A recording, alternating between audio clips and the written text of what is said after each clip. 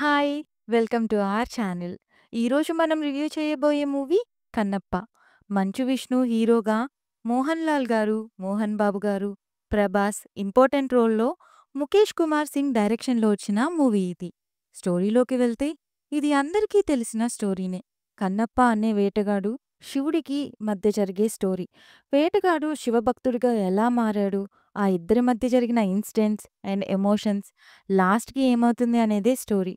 Positives అంటే ముందుగా అందరం అనుకున్నదే అదే మన ప్రభాస్ గారి స్పెషల్ రోల్ అండ్ సర్ప్రైజింగ్లీ క్లైమాక్స్లో విష్ణు గారి పర్ఫార్మెన్స్ కూడా బాగుంది అండ్ మ్యూజిక్ కూడా గుడ్.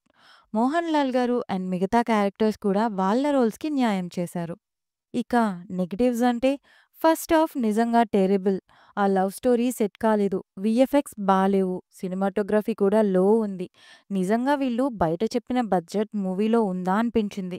అంత చెత్తగా ఉంది టెక్నికల్‌గా.